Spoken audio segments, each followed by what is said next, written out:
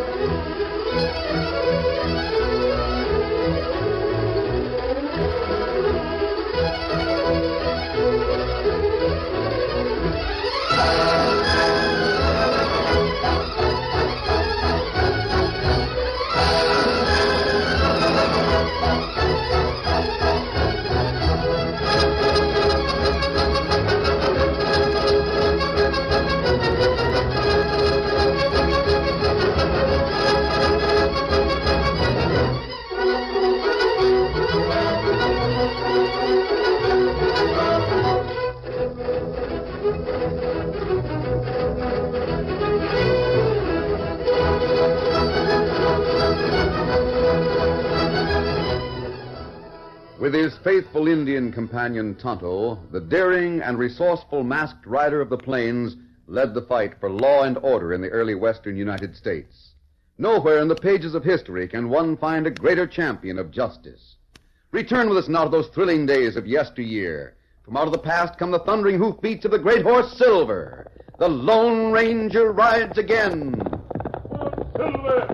Let's go, big fellow! I'm Silver!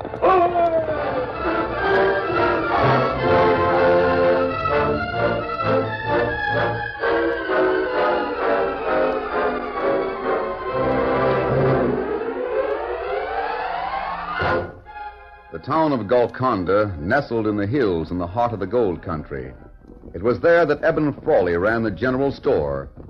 When a tall white man and an Indian reined up in front of Eben's establishment, there was nothing to indicate that the rider of the white horse was the almost legendary character known only as the Lone Ranger. Steady, big fella.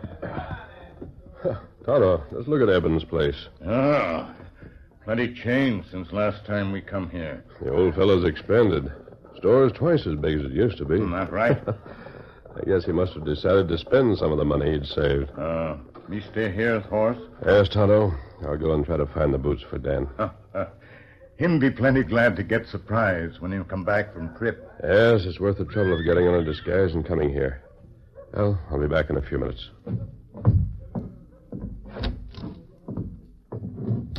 Good morning, mister. Morning.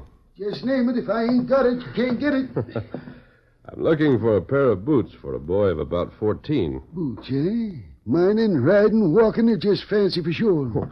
Something like these I'm wearing. Size 8. Yeah, I just got in a case of boots. It's there in the back room. I just checked the invoice, but had no time to put them on the shelf. You go back there and take your pick. All right. You'll find them between the blasting powder and the tinned oysters. Thanks. Hi, Evan. Well, bless my soul, it ain't Tom Jackson. I've been waiting for you. I got your packs all made up. You're right there in the corner. The 2 mules right in the back. It's downright fine to grubstake me, Evan. Downright fine. Yeah, my eyes. Just plain good business, that's all it is. Well, it sure is a relief to do business with you. After the skinflint ways of Grabber Garson. Why, when that critter grubstakes a man, he wants 75% any claim that's found. I know. That's why I decided to put my cash to work grubstaking men like you. Well, there's your gain, grub. Now get going and find you some pay dirt. Ain't there more papers or something to sign? You signed them. You turn up something in the next 3 months, half of it's mine. You don't, we call it quits. I don't owe you for this stuff? Not if you don't hit pay dirt. Gosh. Sure a different deal than Garson made. Well, he expects men to pay back what he advances them, whether they find gold or not. Well, you're dealing with Eben Frawley now, not Grabber Garson. Now get. Yeah. Can you tote them packs? Yeah, I'll manage. Just hold the door for me. Yep. Oh, by the way, Evan, Yeah? you better keep a wall at your back. What do you mean? Carson's pretty sore about the way you took his business away from him. He was doing all right grubstaking men. You don't like to lose what he had. Yeah, they better not try anything with me. Well, just keep your eyes open. So long. Hey, good luck to you.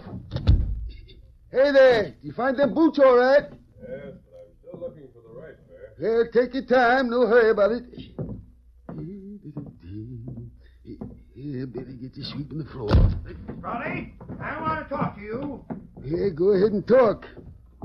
Did you bring that breed to help you talk? I've had about enough of your activities. How's about closing that door? Huh? Oh, we'll close it. Close it, Miguel. Close it hard. Hard, eh?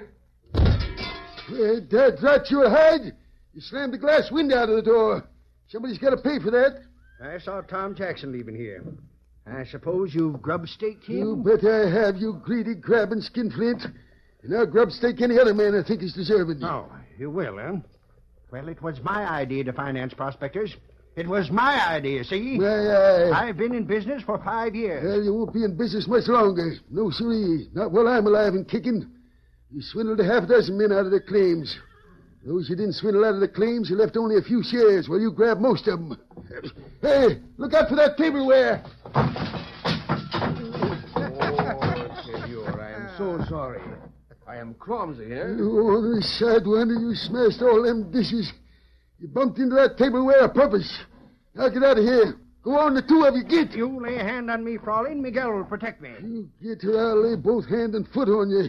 And Miguel as well. You be careful. You get. Miguel! I'll fix you. Put that knife away. I'll get you. Oh! Hey, what You were really going to stab him, weren't you? Well, who's this? Where'd you come from? Miguel, you hurt? Oh, I think the bullet strike only the knife. You stranger, you sure saved my neck. That breed meant business. Do you want to call the law? It was self-defense. That's what it was. Miguel was defending me. That man was going to choke Stop me. it, Garson. Well, what do you want done with him, Crowley? I just want to be quit of them. Now get out of here. How about it, Garson? You intend to get out or stay and discuss the point? I came to warn you, Frawley. You had your warning. You want to discuss it, huh? Good. Let go me! Miguel, help me! You too, Miguel. Let me go. Let me go or I'll kill you. Get the door open. What's left of it? You'll pay for this. Tonto, catch them and start them on their way. Here they are. Your turn, Tonto. Let them have it, the skunks. That rat my hide, stranger. I don't know how I can thank you for that. It was worth the cost of that door and them dishes to see the way you handled them sidewinders. Eben, this may be only the beginning of trouble for I'll you. watch him. I'll be on guard. Don't you worry about me. Garson's pal wasn't fooling with that knife. I didn't think they'd go that far. Now that I know the will, I'll be set for 'em. Did you find them boots you wanted? No, not yet. Well, I'll help you look. And when you find them, they're a present from me to you. Great day, what's happened out there in the street? Seems to be a crowd coming this way. Yep. Hey, it's Pete Bloomer. Who? He's the old galoot in the middle of that crowd, the one in the mule. Jumping jeepers, I wonder if he struck it rich. He's coming in here. Evan, I done it. I struck a rich. Found the pay dirt. Pete, you old horn toad, you sure of that? Rich, you hear me? I struck it. Biggest strike I ever made. Get that foolish look off your face. I ain't joking. I mean it, don't you, savvy? We're rich, Evan, rich. Gosh, Pete, I can't believe it. 40 years I prospected. Never seen nothing like it. Whereabouts you strike it? Just beyond Big Bear Creek. No placid stuff either. No, siree, it's a vein.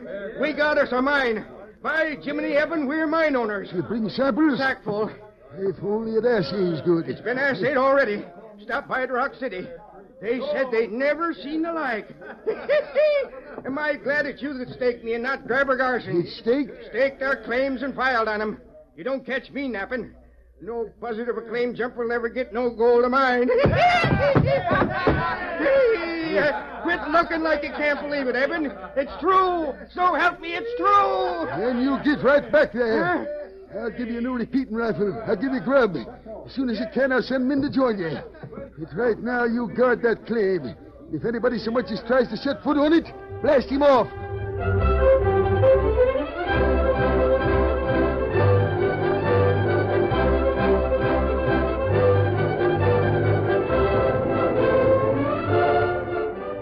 In the street outside, Grabber Garson and the half-breed named Miguel watched the excited crowd that milled in front of Frawley's store. Look at the pack of fools making a regular hero of that old coot. I see them. And to think I'd have most of Pete's mine if it hadn't been for Frawley. If it had not been for Frawley, I would not have a wrist so lame I cannot move it. Someday I get even. You see. No man can treat Miguel Espinosa in that way. I got some rough handling, too, Miguel. I got something to settle, too. What's more, I'm going to settle it. Senor, you have the idea? Yes. I think I have. Bueno. You know what sort of agreement Frawley made with Pete? The discovery is divided half and half. Yes, but there's something else in the agreement. If anything happens to one of the two, the survivor gets the whole business. But what of that, senor? My idea is taking shape. Maybe people can say that I drove a hard bargain, but they can't say that I ever tried to murder a man. You, senor? No. You have not done that. Well, that's what Eben Frawley's going to do. Just let me get things worked out, Miguel, and I'll have a job for you. How's your hand? He's pretty sore. Someday I get even with that hombre who shoots knives from a man's hand. He's over there at the hitch rail right now. The Indian is with him. I wonder who that Indian is. My back is to them, Tonto.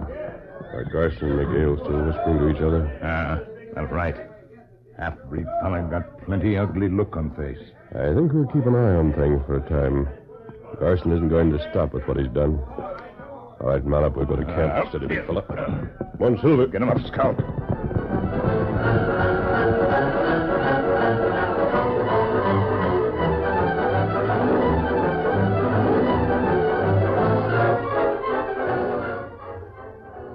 For several days, the Lone Ranger and Tonto watched developments in town, but they saw no sign of the half-breed called Miguel. On the morning of the third day, Tonto raced into camp with news for the masked man. Oh, Scout, oh, fella. Tonto, you have news? Maybe not important news. Maybe plenty important. What is it? Miguel not in town for 2-3 days. Yes, I know that. Did you find out where he is? No, but him disappeared same time old miner leave town. Pete? Maybe him follow Pete to claim. It's possible. I don't see what he could gain by that. Well, maybe kill Pete. It would give the entire claim to Eben Frawley. Carson wouldn't gain anything. Miguel couldn't jump the claim if it's already filed. Still, it might be a good idea to ride out and see if Pete is all right. You know where claim is? Frawley will tell me. Well, not if you go there with mask. I'll call on him in the same disguise I wore the last time. And I'll come back here and we'll ride to Pete's claim. Here, give me a hand with the disguise.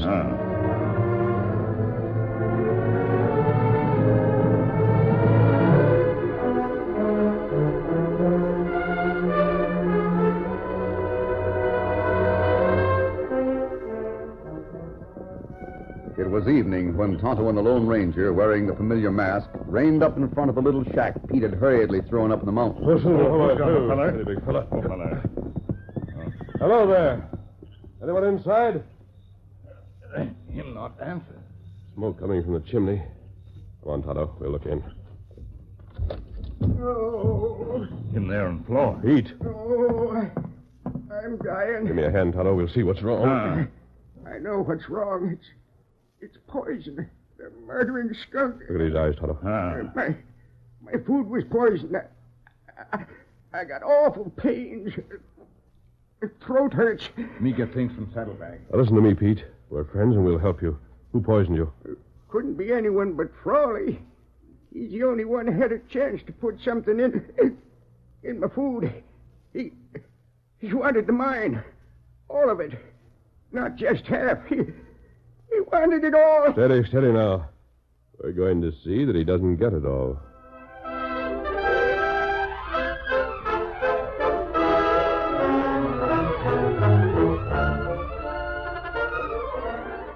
The curtain falls on the first act of our Lone Ranger story. Before the next exciting scenes, please permit us to pause for just a few moments.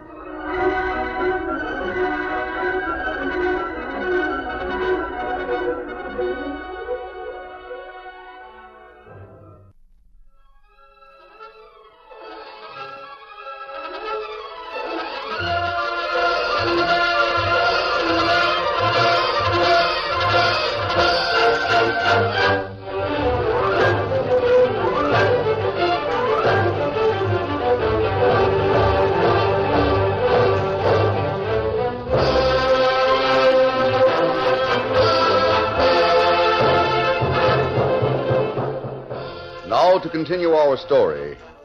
For 3 days, Tonto stayed with Pete Bloomer, helping him fight the poison and nursing him back to health. In the meantime, the Lone Ranger took samples of the food that Eben Frawley had supplied to a doctor friend. It was night when the masked man returned to the gold claim. He found Tonto camped near the side of a little shack. The Indian reported on Pete's condition. Him nearly well again.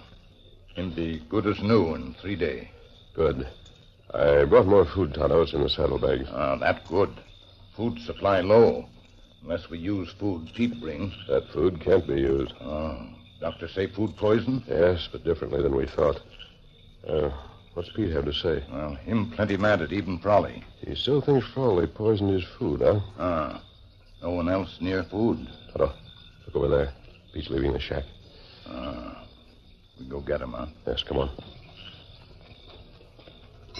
Late for you to be out, isn't it, Pete? Huh? Were you going somewhere? Well, I was just going to walk around a little. With your saddle on your arm? Now, see here. I appreciate the help you gave me, but that don't mean I got to give an account of everything I do, especially to a masked man. Oh, Pete, take it easy. Will you let me alone? Put his saddle away, Tonto. Now, see here. Take him now. Pete, it might be a big mistake to go and accuse Eben Frawley of trying to kill you. How'd you know my plans? They weren't hard to guess. You left here with some of that food to see if there really was poison in it. What was the answer? There was poison in the food, all right. Well, then that settles it. I'll deal with that polecat. What can you prove? I don't need to prove a doggone thing. I'll take the law into my own hands. I'll get square. And then you'll hang. I'll make that slick-talking critter confess. That's what I'll do. Why, he's even worse than Grabber Garson, the scheming sidewinder. Pete, let me tell you something about that food. Well? There was poison in it, but not a poison that would kill anyone. Huh? The food had been treated with something that would make you deathly sick. Something that would wear off in a few days. You sure of that? Dead sure? Yes. If Eben had wanted to poison you, he'd have used arsenic or something like that. He has plenty of it in his store. Well, maybe he don't know the difference. Maybe he made a mistake. Maybe you made the mistake in suspecting Eben. Maybe someone wanted you to do just what you're trying to do. Huh? What do you mean by that? Someone who wanted to get rid of Eben Frawley.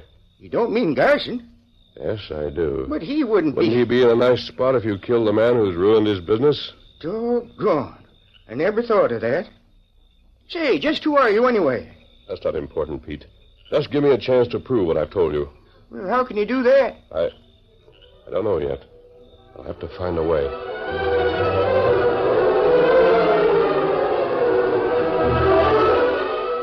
For some time after Pete had been persuaded to return to his shack for the night, the Lone Ranger and Tonto sat beside a tiny campfire discussing the situation and making careful plans. It'll mean another disguise, Tonto.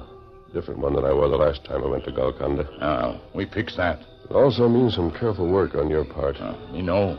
And a certain amount of luck. Plan worth trying. Yes, I think it is. Well, we'll get started on it right away.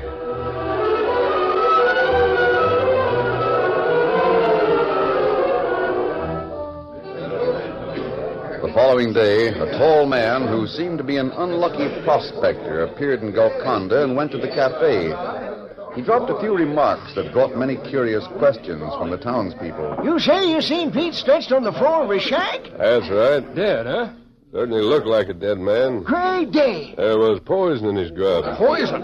How'd you know that? Food poisons a dog, it poisons a man. Hey, there ain't no one but Eben Frawley that could have done that. That's so. Eben Grubstake. He gave him that food. By ginger, that's so. Frawley done it. Must have been Frawley.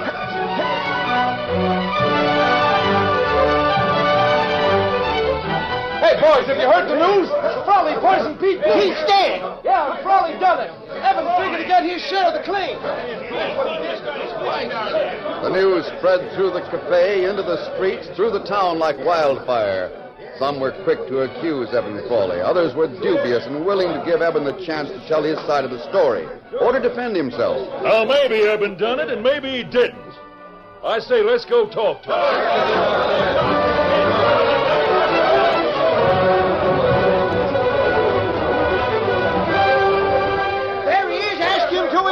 Now we'll see what he knows. Hey, Frawley, what's this about Pete being killed? Come on, talk up.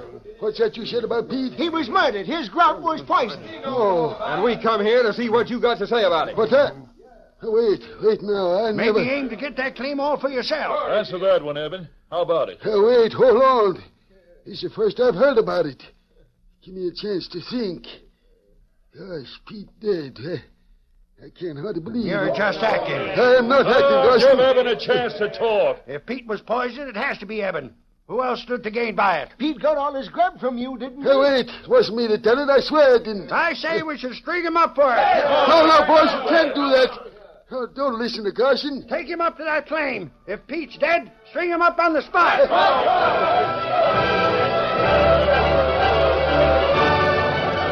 While the crowd milled around Eben's store, the Lone Ranger moved with deft speed in the back of the store. He removed the prospector's clothing that covered his own and replaced the disguise with his mask. Then when Eben was grabbed by half a dozen men, the Lone Ranger came into the store from the rear door. One of his guns barked for attention. Get back, all of you. Get away from Frawley. Let him alone. So you got a masked outlaw on your side. Hey, that came close to my feet. The next one will come closer, Garson. This way, Frawley. But, This way. You can come with me or hang. I reckon I'll choose you. Out the back way. We can both ride my horse. I don't savvy this at all. Who are I you? want to ask you a few questions. But first, we've got to get away from here. Steady, big fella. Get up here behind me. Those crazy galoots would lynch me. Now, listen to me, Frawley. Your friend's not dead. Don't worry about Pete. Up you come. You mean to say Pete's alive? Yes, I'll tell you all about it when we get away from here. Come on, Silver.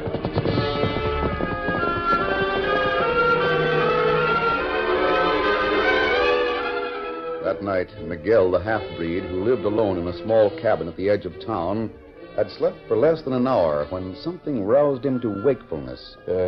What was that? He listened, straining his ears to catch the sound of someone moving outside the building.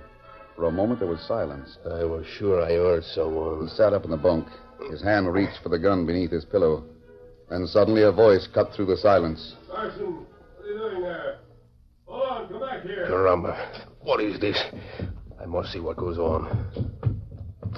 There you are. What is this? That's what I want to know. You're masked.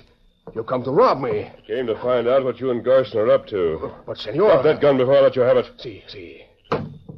That's it. Now start talking.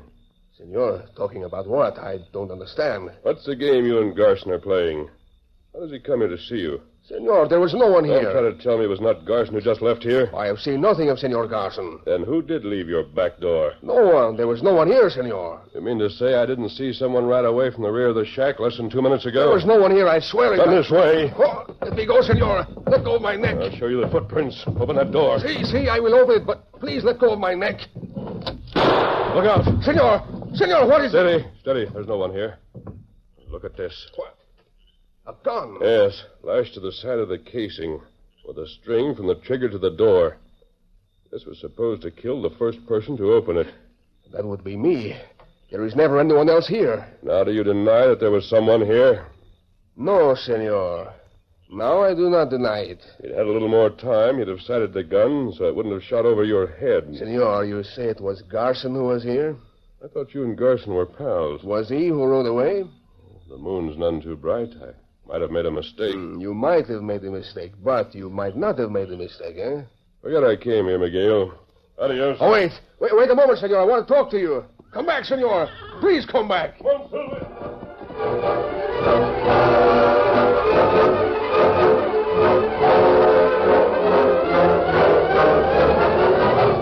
Miguel stood there for a moment after the mysterious masked man rode away. Then he hurriedly put on his boots and gun belt. Then he picked up the pistol he had dropped to the floor and left his cabin. A few minutes later, Grabber Garson was wakened by a pounding on his door.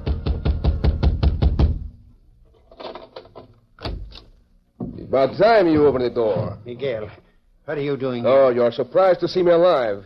You thought I would be killed, eh? What's that? You thought I knew too much. You planned to set the trap. Then you would not have to fear that I would tell who it was that caused the death of Pete. Shut up. Listen to me, you crazy fool. Have you been drinking? Oh, no, I have not been drinking. I know what I hear and what I see. I hear the one with the mask call your name.